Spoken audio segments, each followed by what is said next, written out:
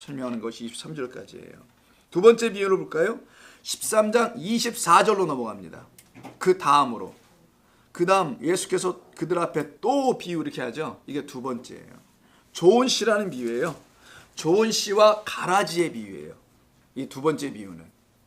자, 이건 첫 번째 비유와 다 관계가 있습니다.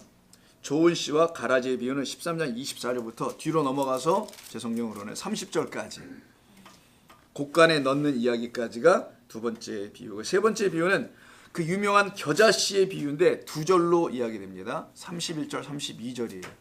이게 세상에서 보면 가장 작다고 성경에서는 지금 말하고 있는 겨자씨의 비유를 이야기하고 있어요. 겨자씨 한 알입니다. 네 번째 비유는요, 13장 33절 한 절이에요. 이 비유는 부풀게 하는 누룩의 비유예요. 한 절로 그냥 설명하고 마십니다. 비유를. 자, 다섯 번째 비유는 그 밑에 있는 44절 아니라 33절 다음에 쭉 지나가고요. 가라지 비유를 설명하는 게 나오죠. 자, 그래서 가라지 비유는 36절부터 43절까지 설명을 하세요. 또 그리고 44절부터 또 다른 비유가 연속해서 나와요. 집사님 들어오세요. 뒤에. 에이고 고생했어요. 얼른 들어와시.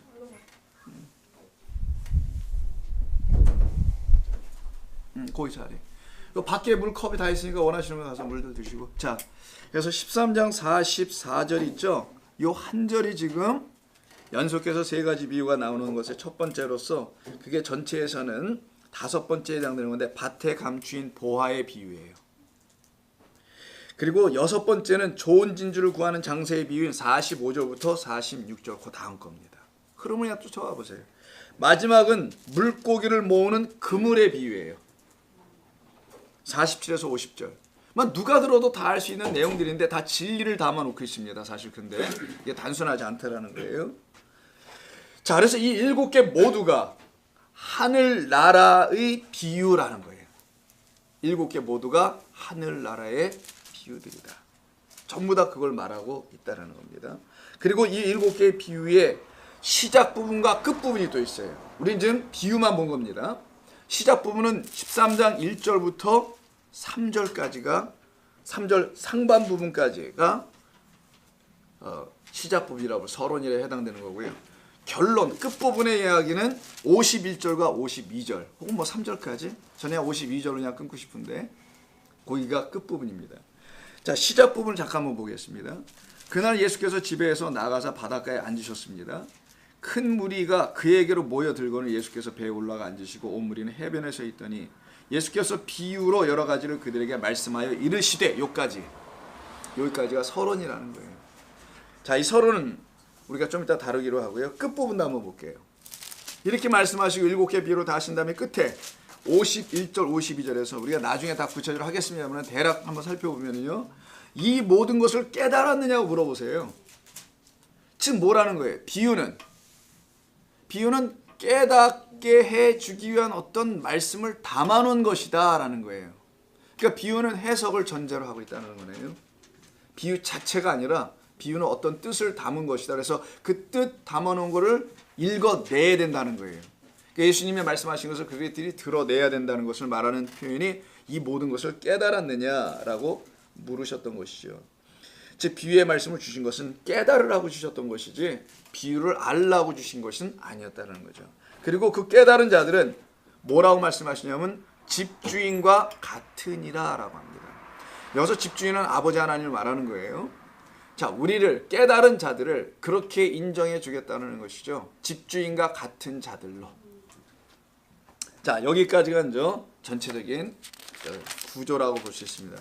오늘 우리가 함께 나눌 거는요, 서론 부분만 나눕니다. 그 다음에 진짜 그 비유에 관계된 말씀들, 제 첫 번째 비유, 씨 뿌리는 그 비유 있잖아요. 그 부분은 이제 다음 시간부터 본격적으로 하고요. 오늘은 첫날 구조를 이해하고 익히고 서론 부분, 시작 부분만 좀 이해하고 가는 것으로 하겠습니다. 자, 먼저 1절부터 보시죠. 자, 예수님께서 하늘나라를 선포하셨다고 그랬죠. 가까이 왔다 이렇게 말씀하셨잖아요. 그렇게 시작하신 그 장소가 갈릴리였었습니다. 그래서 갈릴리에서 복음 사역으로 시작해서 예루살렘에서 끝나는 건데, 이렇게 예수님께서 하늘나라를 선포하시는 이 복음 사역에 대해 사람들이 전부 다 오해를 합니다. 제자들도 마찬가지고요. 다 깨닫지 못해요. 그래서 말씀드린 대로 부정적인 이해, 반응들을 갖게 됩니다. 그러니까 오해를 하게 되면 반응도 달라질 수밖에 없게 되겠죠. 예수님께서는 마치 작정이라도 하신 듯이요, 이런 제자들과 사람들에게 7번에 걸쳐 당신이 전하시는 하나님 나라의 그 하늘나라의 복음이 무엇인지를, 또 무엇을 의미하는지를 비유라는 형식을 통해서 가르치고 계신 거예요. 그래서 여러분 13장 바로 위의 내용 46절부터 50절까지 한번 보면은 예수님께서 어느 집에서 가르치고 계실 때 예수님의 어머니와 형제들이 찾아온 일이 있었어요. 그때 예수님께서 그들에게 뭐라고 하시냐면은 이렇게 얘기합니다. 자, 대화죠. 47절에 보면은 예수님에게 당신들의 동생이 밖에 왔다고, 밖에 서서 기다리고 있다고, 어머니도 와 계시다고 이렇게 얘기를 합니다. 48절 볼까요? 말하던 사람에게 대답하여 이르시되 누가 내 어머니이며 내 동생들이냐. 자, 이 부분이 왜 이렇게 물어보신 거냐면은, 당신이 지금 옆에 같이 있는 자들, 이런 사람들은 내 형제요 자매요 이런 말을 단순하게 하시려고 하셨던 것이 아니라 사실은 마태복음에 흘러가고 있는 대주제인 하늘나라에 대한 이야기를 하고 싶어서 그런 거예요. 하늘나라는 그 나라에 들어갈 자들이 누구이냐라는 것을 말씀해 주려고 했던 것입니다. 그 안에 그 공동체의 일원이 누구야 하는가라는 말인 것이죠. 그런데 이 제자들은 그것을 깨닫지 못하고 있었음을, 또 오해하고 있었음을 설명하는 내용이 바로 그 부분입니다. 손을 내밀어 제자들을 가리켜 이르시되 나의 어머니와 나의 동생들을 보라. 누구든지 하늘에 계신 내 아버지의 뜻대로 하는 자가 내 형제요 자매요 어머니라 라는 말씀합니다. 이 말씀하신 것은 너희들이 지금 오해하고 있다. 너희들은 이 세상의 어떤 관계들이 아직도 중요할 수밖에 없는, 그래서 그것으로 끝나는, 그냥 이 세상에 살다 끝나는 그 관계의 중요성밖에 그 이상을 보지 못하고 있는데, 그것이 아니라 그 다음 그 이상의 관계들이 있음을, 즉 영원한 나라에 들어갈 사람들의 관계가 무엇인지를 말씀하려고 했던 거거든요. 그래서 이들이 이렇게 오해를 하고 있기 때문에 그들에게 바로 복음을 전하시기 위해서, 즉 하늘나라를 설명해 주시기 위해서 그 집을 나옵니다. 그래서 13장 1절이 집에서 나갔다라는 말이 나오는 거예요. 바로 오해하고 있는 그곳에서 나오게 돼요. 그렇다면 어디로 가시냐면 바닷가로 가신다 되어 있죠. 갈릴리 해변입니다. 큰 무리가 예수님에게 모여들어요. 자, 여기서부터 시작입니다. 뭐 예수님이 나가니까 뭐 사람들이 따라오는 거 뭐 당연한 거겠죠. 그냥 이걸 상황들을 읽어가면. 근데 이때 모여든다는 말에 우리는 좀 귀추를 주목해야 돼요. 자, 예수님께 모여든다는 거예요. 예수님 말씀 들으려니까 모여든다. 뭐 당연할 수 있습니다. 근데 이게 수동태입니다. 그들이 자의로 모여들었다고 하지 않았어요. 우리 본문은 어떻게 기록됐나요? 이것도 수동으로 되어 있나요? 모여들다. 그러니까 이거는 능동태로 번역해놨네요. 이거 수동태예요. 그들이 모여들여졌다. 이게 뭔 말이에요? 성경을 이렇게만 읽어보세요, 여러분들이. 그들이 어떻게 모여져요? 그러니까 누군가에 의해서 모여졌다라는 거잖아요. 그러니까 여기 배경은 예수님에 의해서 모여진 거 맞는데 왜 굳이 이렇게 수동적 의미로 썼을까? 그게 바로 부르시는 자가 있기 때문이라는 것을 설명하는 것이고요. 그리고 그들의 의지에 의해서 오는 것이 아니라는 것을 설명하는 측면이 있습니다. 그래서 수동적으로 모여들어지다, 모여들려지다. 자의로 온 것이 아니라 누군가에 의해서 끌려왔다라는 것을 강조하는 단어를 사용하는데, 이때 모여들다를 수나고라고 합니다. 수나고라고 하는데, 순에다가 아고라는 두 단어가 묶여서 붙였으면 수나고 이렇게 써요. 자, 아고는 이끌다, 리드예요. 수는 함께입니다. 부르는 자와 함께 불려지는 자가 이끌어지다라는 뜻이에요. 본래가. 부르는 자가 없으면, 컬하는 자가 없으면 풀림받을 자가 없을 거 아니겠어요. 그래서 순에는 둘이란 존재가 함께 있는 거예요. 함께이기 때문에. 부르는 자와 불림을 받는 자, 그 소리를 내는 자와 그 소리를 듣는 자라는 거예요. 이 둘의 결합을 갖다가 순이라는 단어, 함께라는 말에, 이게 바로 그 유명한 syn, 영어로는 이게 여기서 나온 거예요. synchronize, synthesis, 종합, 정반합에서 여러분 정반합이라는 게 저 해결해. 그게 합의 신테시스라고 하는데 thisis가 이론이니까 이론들을 다 합성했다라는 거죠. 그게 바로 여기서 나온 헬라어예요. 자, 그런데 그래서 함께죠. 부르는 예수님에 의해서 아니면 나중에는 성령에 의해서 부름받을 자들이 함께 이끌려 수동 오더라. 그렇게 오는 걸 갖다가 수나고라고 하는데 이걸 갖다가 다른 말로 번역하면 gather 모으다예요. 뭐뭇을 모으다입니다. 도토리를 주워 모으다. 이게 다림쥐들이 하는 거잖아요. 알곡을 모아 모으다. 돈을 극극 박박 들고 모으다. 손이 부족할 뿐이야. 왜 나는 손이 5가지밖에 없는 거야. 막 박박 긁어 모으다가 gather라는 말을 쓰는 겁니다. 그래서 이 순회는 뭔가 모으게 하는 예수님께로 끌려 나와서 모여진 어떤 존재들이 바로 이 말씀을 듣는 자들이라는 거예요. 이 개념을 여기서 심어놨어요. 그래서 마태복음에는요, 이 수나고라는 단어가 여러 번에 걸쳐 나오는데 한번 싹 다 찾아볼게요. 이런 기회 한번 찾아보자고요. 3장서부터 나옵니다. 제가 왜 찾아보냐면 여기 공통점이 있어서 그래요. 이게 쓰인 곳마다 전부 다 어떤 뜻을 담고 있어요. 다 공통점이. 3장 12절. 자, 여러분 성경을 쭉 밀고 나갈 거니까 손에 키를 들고 자기 타작 마당을 정하게 하사 알곡은 모아 이때 쓰는 거예요. 이게 심판의 때이죠. 세례요한이 말하는 거고요. 알곡과 쭉정이를 타작마당에서 분리시키는 거니까 이때 모아 곳간에 들이고 쭉정이는 꺼지지 않는 불에 태우시려 할 때 이때 모으다. 알곡을 모으다예요. 알곡을. 그러니까 마태가 쓰는 표현이 있어요. 이게 뭐 거기만 쓰이겠습니까? 이 단어가. 다른데 많이 쓰일 거 아니겠어요. 근데 굳이 이렇게 쓰더라는 거예요. 자, 13장 30절 보세요. 좀 넘어가서 중간을 좀 지나치고 13장 30절. 자, 이것도 똑같아요. 지금 좋은 씨를 뿌리는 오늘 본문 우리 13장에 있는 거니까 30절. 자, 둘 다 추수 때까지 좋은 씨로 맺혀진 열매와 알곡과 가라지로 맺혀서 쭉정이로 돼 있는 거. 자, 둘 다 추수 때까지 함께 자라게 두라. 추수 때에 내가 추수꾼들에게 말하기를 가라지는 먼저 거두. 이게 순하고 불에 사르게 단으로 묶고 곡식은 모아. 이것도 순하고요. 똑같아요. 이렇게 하라는 겁니다. 이때 또 곡식 모을 때, 알곡 모을 때도 쓰게 되네요. 마태복음 12장 그 앞장으로 가보세요. 12장 30절. 자, 마태복음 12장 30절을 보시면 나와 함께 아니하는 자는 나를 반대하는 자요 나와 함께 모으지 아니하는 자는 해치는 자니라. 모으다의 반대말에서 해치다 흐트러뜨리다예요. 누구를 해하다 헐타다는 말이 아니라 disperse, spread out 시킨다는 거예요. 예수님은 자꾸만 모으는데 누군가 와서는 흩어버려. 하늘나라의 공동체가 되게 해야 되는데 교회로 만들어져 가야 되는데 성도가 되어 가야 되는데 흩어버려. 이런 말씀을. 그래서 모으다가 바로 어떤 존재로 바꿔가는, 알곡으로 바꿔가는 거였죠. 아까는요. 이런 것을 쓸 때 나오더라는 거예요. 그러니까 예수님 앞에 지금 이들이 모여드는 것도, 비유를 들려 모여드는 것도 알곡되어 가는 과정이었을 거라는 것을 마태가 말하고 싶은 거죠.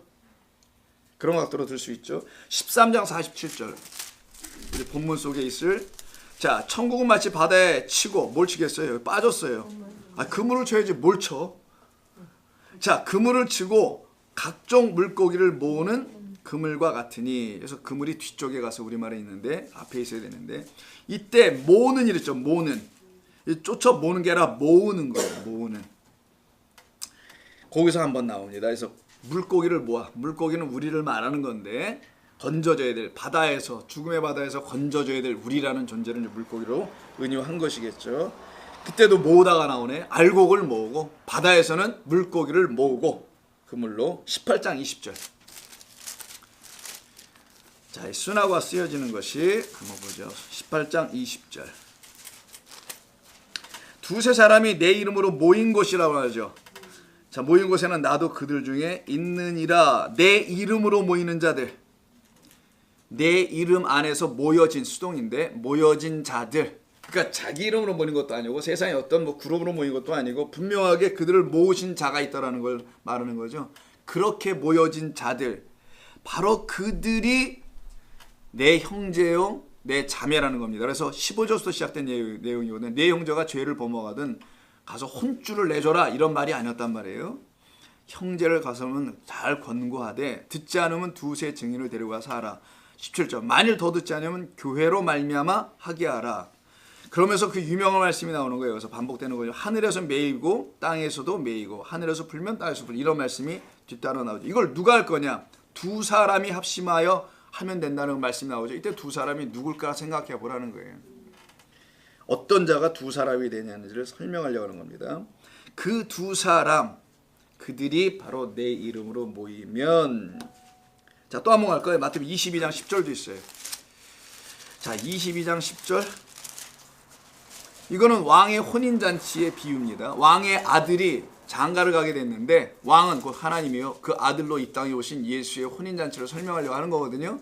자, 그런데 아무도 안 와. 이미 초대받은 자들은 초청장을 다 찢어버리고 바쁘다 뭐 했다 안 와요. 자, 그렇게 안 가고 있는 상황에서 주인이 종들에게 다시 명령하여 아무나 다 데려오라 그러죠. 저작거리 나가서. 그때 이야기가 10절입니다. 네 거리로, 자 9절부터 시작해 네 거리 가서 청하러 오라 그러죠. 종들이 길에 나가 악한 자나 선한 자나 만나는 대로 모두 데려오니, 이때 데려오다, 요게 수나고예요. 그 혼인잔치로 데려가는 것, 다 의미가 있습니다. 이 단어가 쓰여질 때는. 자, 또 한 군데 25장 26절. 정말 광화에 해당되는 겁니다. 25장 26절. 그 주인이 대답하여 이르되 악하고 게으른 종아, 나는 심지 않은 데서 거두고, 이게 달란트 비유에서 한 달란트를 그냥 땅속에 감춰놨던 사람이었죠. 자, 악하고 게으른 종아, 나는 심지 않은 데서 거두고 해치지 않은 데서 모으는 줄로 내가 알았느냐라는 요때 모으다 있죠.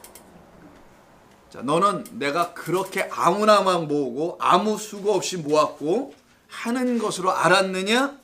너는 오해하였도다. 모을 때는 그냥 모아진 게 아니다. 모으는 자, 부르는 자가 있었을 것이고 그 음성이 있었을 거 아니겠느냐 라는 걸 말씀하시는 겁니다. 그거를 깨닫지 못한 게 악하다라고 말씀하신 거죠. 이때도 모으다가 나오고요.